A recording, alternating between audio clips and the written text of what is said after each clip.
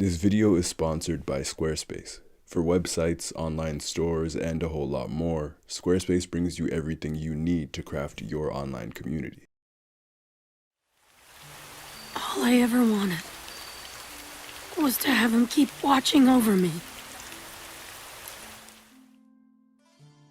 The relationship that Naruto and Jiraiya had was a rather personal and special one when we consider the history behind it.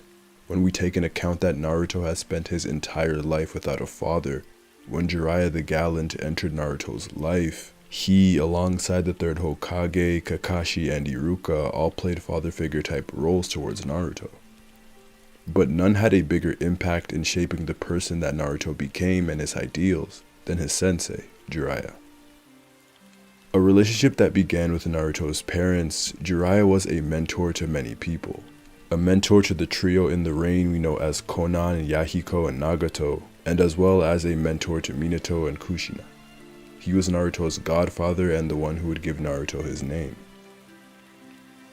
As Jiraiya and Naruto's relationship began in the Leaf, he spent 2.5 years training the young shinobi, thus furthering their relationship. Naruto mirrored the Toad Sage in many ways. They both lacked the innate talent that their peers had, but made up for it with unrelenting resolve and a work ethic to match. More importantly, their outlook on the world and pillars of motivation were nearly identical. Both playful and lighthearted, but when things got serious, so did they. In a world of shinobi that took advantage of one another, that asked them to be emotionless, in an unforgiving world that broke down even the most powerful shinobi, they remained strong in their beliefs no matter what. Naruto and Jiraiya both believed in saving those around them, and never giving up on that quest. The two embodied the will of fire almost more than anyone. With these similarities, it's easy to see why Jiraiya would take a liking to Naruto, and why they meshed so well together. Though their relationship was rocky to begin with, Naruto would inherit Jiraiya's vast wealth of knowledge and his kind heart. On top of that, Jiraiya knew that Naruto was the chosen one, and so he would put all of his time and effort into making sure that Naruto was mentally and physically capable of stopping wars if he needed to. As the threat of the Akatsuki grew rapidly, Jiraiya took it upon himself, due to his world-class stealth and intel gathering abilities, to go to the village hidden in the rain and to gather information on the leader of the Akatsuki. Once he realizes that Pain is in fact his former student, Nagato, he decides to engage him in battle and end the threat of Pain before he can destroy other villages. While he put up a good fight, the multitude of Pains would eventually overwhelm the Sani. In his dying moments, his mind would think of his student. His mind wandered to Naruto and their philosophy of never giving up. With this resolve flowing through him, Jiraiya used up the last of his strength in order to send Naruto information about the leader of the Akatsuki. And in his final moments, he would express the amount of love that he had for his student, that has now become like his son.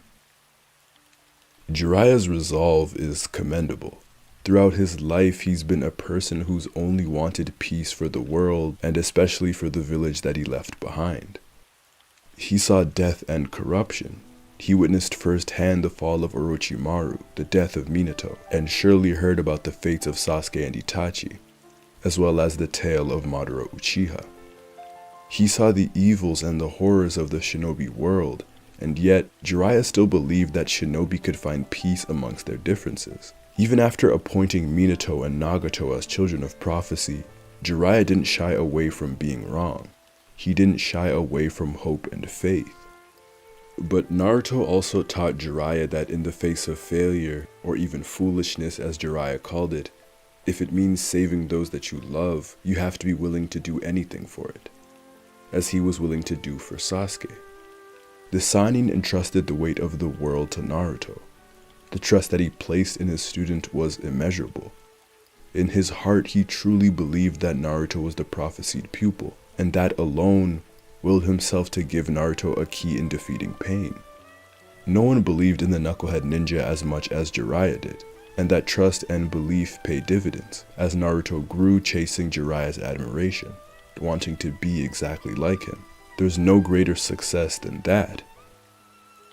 To trust in and to believe in someone other than yourself is not an easy task, especially considering that Naruto was a kid. But Jiraiya was fearless. He, just like his student Minato and later Naruto, were the living embodiments of the will of fire. The willingness to protect the village and the next generation by any means, to die for them.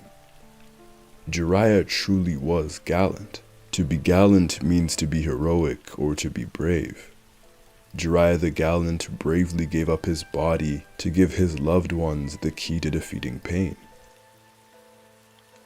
Emotionally, Jiraiya's death was a death that hit everyone watching the show, I think. Jiraiya had a unique presence about him. In the Naruto world, riddled with snakes, filled with evil, and surrounded by death, Jiraiya was like a beacon of light, and a character that brought positivity and security to that world. So when he died, it felt like the Naruto world got a bit darker. When Naruto finds out about Jiraiya's death, he quickly responds with anger as he berated Tsunade for her decisions. This was a Naruto who was hurting. How can you send him somewhere so dangerous alone? Stop it, Naruto! One might say he was even disrespectful, but it is understood that again he is in pain and blinded by anger, that he needed time to grieve. The most heartbreaking thing about Naruto's reaction was the slow realization that Jiraiya was indeed dead. They had so many memories together and 2.5 years together, with no one else but the two of them. We see Naruto holding a popsicle, a symbol that represents the bond he and Jiraiya had, and that really allows for the truth of the matter at hand to settle. He and Jiraiya used to share popsicles after training. In one of their last moments together, they sat under a tree with popsicles. Naruto once again is alone. Sasuke's gone, Kakashi and Sakura aren't with him, and Jiraiya is dead. Naruto felt the love of a father for 2.5 years. He got the attention, belief, and love he was looking for. He had someone who wanted to see him become great. And now he was gone. Naruto states that he wanted nothing more than for Jiraiya to see him at his very best, at his peak, to see him become Hokage. And instead he felt like this final impression he had on the Sannin was of his faults. We all know Naruto to be the fun-loving knucklehead ninja who even at his lowest moments can manage a smile. But when the shot focuses on Naruto with tears streaming down his face, it's so foreign to us. It was a Naruto who was trying so hard to hold everything together, to hold everything in, just like Jiraiya would have liked him to. He tried until he couldn't. This was a Naruto who was truly broken, illustrating the sheer impact Jiraiya had on Naruto's life. But Iruka's words and his actions were perfect for the grieving Naruto. He tells the Jinchuriki that Jiraiya was always proud of him and always spoke well of him. He also breaks the half of Naruto's popsicle, which can be seen in different ways. I saw it as Iruka stating that Jiraiya may be gone, but his half of the popsicle, his love, is replaced by the love of those around him, like Iruka himself. But also that he now has to live up to Jiraiya's expectations, as he was the last student of the legendary Jiraiya. This was followed by Kakashi, who instructs Shikamaru to take care of Naruto, a person who understands his pain. Out of Jiraiya's final words, there was one line that stuck with me. The life of a shinobi is not measured by how he lived, but rather what he did before his death. These words represent that he intended for Naruto to be everything that he wasn't, and to do everything that he couldn't do, to save Sasuke, to save the Leaf, to become Hokage. His belief in Naruto was something that even in death was unwavering. And Naruto would make it up to his teacher by defeating pain and bringing peace to the village. I can't say that Naruto talking Nagato into changing sides was my favorite thing to watch, but I don't see Nagato's defeat and change happening any other way. Nagato and Naruto were linked by Uzumaki blood, but more importantly, they were linked by one man and his ideals.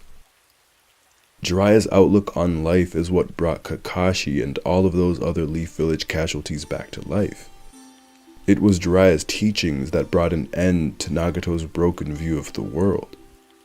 By not giving in to violence and into the very cycle of hatred and pain that Nagato believed in, and by believing in peace, what Jiraiya did, the child of prophecy effectively honored Jiraiya's memory in the best way possible. Because had Jiraiya been able to defeat pain and was brought to Nagato's doorstep, he would have done the exact same thing. He would have talked to him. What links Jiraiya, Nagato, and Naruto is the belief that they all had in the idea of peace, and Jiraiya's belief in the two of them. A shinobi's life is one that is riddled with death and sacrifice. So as Jiraiya said, a shinobi's life is not measured by the way they live, but what they did before their death. And what Jiraiya did before his death made him a great man. He said that his life was full of failures. He failed to protect Minato, his student, and the third, his mentor. And he wasn't able to save Orochimaru from the darkness, his friend. Jiraiya believed that he would one day accomplish a deed so great that it would obliterate all of his failures. And before his death, he didn't believe that was true. But Jiraiya was wrong. For the final time in his life, he was wrong. Jiraiya, like the Great Toad prophesied, led a revolution. He accomplished a deed that would change the shinobi world forever. He died sacrificing himself to protect the leaf, Tsunade, and to make way for the one-man revolution, his beloved pupil and child of prophecy, Naruto Uzumaki. A big thank you goes out to Squarespace for sponsoring this video. Squarespace is the perfect online tool to help you create virtually anything you need. Your online business, your wedding website, your merchandise, your portfolio, your blog, anything and everything. I've been using Squarespace and it's one of the most user-friendly platforms I've ever used. 24-hour support with a bunch of tools to help you get started. Speaking of getting started, Squarespace also has a bunch of award-winning and super easy to use templates that will make your site look amazing. If you are interested in getting started, you can visit squarespace.com for a free trial, and when you're ready, head to squarespace.com/sagesreign to save 10% off your first purchase of a website or a domain. Thanks for watching, and I'll see you all soon.